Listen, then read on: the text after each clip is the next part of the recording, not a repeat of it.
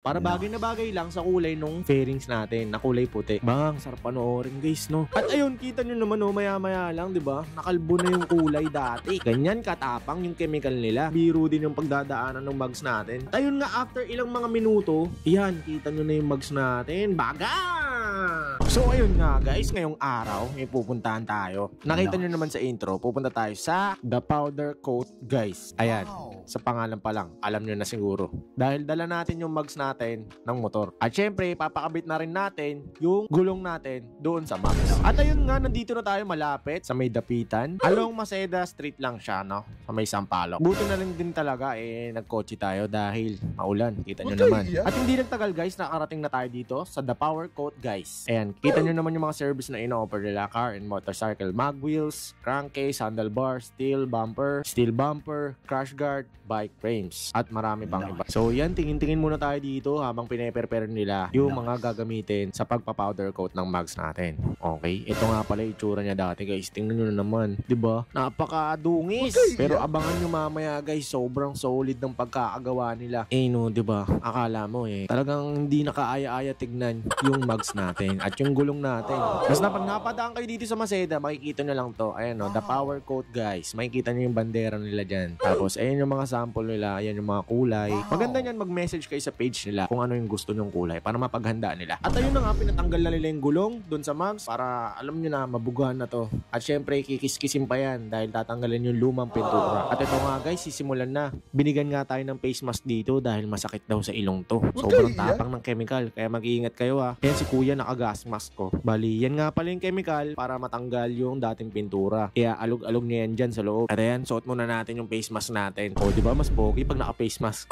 So, ganyan ang gagawin dyan guys. Hanggang sa maya-maya makikita nyo matatanggal yung pintura unti-unti. Shake-shake lang muna si kuya. Medyo dadagdagan niya kasi hindi na dadali yung ibang part. So kuya, kailangan ba ng tulong? Akala nyo parang tubig lang guys. Kahit naka-face mask ako, naaamoy ko yan. Ganyan katapang yung chemical. Kita nyo maya-maya, ayan o. Unti-unti nang nababakbak yung dating pintura. Siyempre, kailangan yan. Para pag pinatungan ng bagong pintura, ikapit na kapit at hindi basta-basta matatanggal. Kumapit nga pala siya ng bakal dyan. Siyempre, hindi niya pwedeng hawakan yan dahil mainit sa balat yan guys. At ayun, kita nyo naman o, maya-maya lang, diba? Nakalbo na yung kulay dati. Ganyan katapang yung chemical nila. Pagkatapos niyan guys, bombay na ng malakas na pressure yan para yung mga dating pintura, ayun o, kita nyo diba? Satisfying. Parang libag lang na tinatanggal. Pero hindi pa dyan natatapos yan guys ha. Talagang kikis-kisin pa nila yan. Kagaya nito, hindi ko alam, hindi ko natanong kung anong process tawag dito. Pero parang niyang nililiha yung dating pintura para matanggal talaga. At ayun, sinalang na nga rin yung isa pa nating mugs. Hindi nila papalampasin bawat sulok nun guys. Talagang kailangan matanggal kasi daw yung dating pintura. Teka lang, paulit-ulit na ako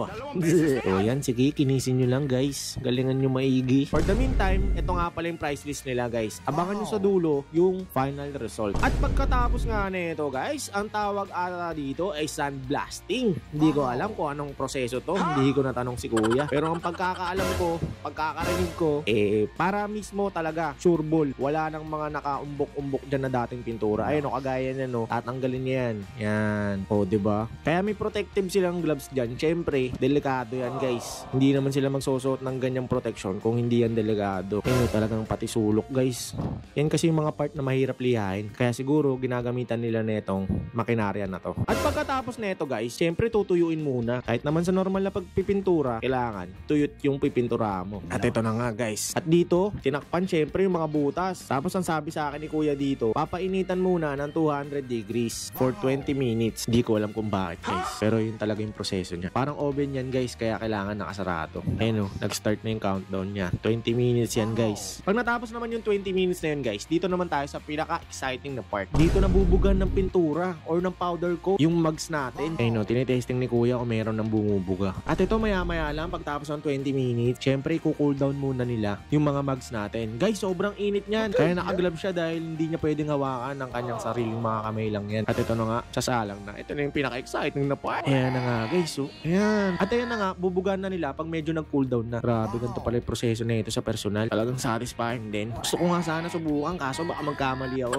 Ito nga pala yung napili nating kulay guys. Itim. Para bagay na bagay lang sa kulay nung fairings natin na kulay puti. Bang, sarap panoorin guys, no? Sarap talaga panoorin pag ganito. Bawat sulok nan guys, syempre kailangan mabugahan. Kahit sabihin mo yung loob hindi kita, bubugahan din nila yan. Syempre para mukhang brand new talaga. Ganyan dito sa The Power Coating guys. Solid talaga par. Sa ngayon yung kulay niya medyo matte, diba? Pero mamaya mahugulat kayo kung anong kakalabasan nito. At ayan nga, sinisipat ni kuya bawat sulok kung nabugahan niya na ba ng powder coat. Ito nga pala yung pagtapos buga, no? Guys, hindi pa tapos yan. Magugulat talaga kayo mamaya kung ano magiging kulay niyan. Solid, parang brand new na uli. At ito naman yung susunod. Yung mga green na yan yung mga tape na magtatakip sa butas. Kasi mahirap na pag nalagyan ng pintura yan. Baka hindi magkasya yung mga tornilyo dun sa mga mugs. Kaya na nga guys, pagkatapos bugahan, ilalagay ulit sa oven yan. Ito na yung pangalawa sa pinakauli na process. Parang lulutuin dito yung powder coat guys. Para kapit na kapit talaga sa mugs natin. Yan, sige kuya, isara mo na yan. At lutuin mo na yung mugs ko. Ito nga pala yung gagawin dyan guys. Grabe no. Talagang literal na oven. Lulutuin yung mugs natin. Ganito pala proseso na ito guys. Kala ko napakadali lang. Hindi pala biro din yung pagdadaanan ng mugs natin. Ayun nga, after ilang mga minuto, yan, kita nyo na yung mugs natin. Baga!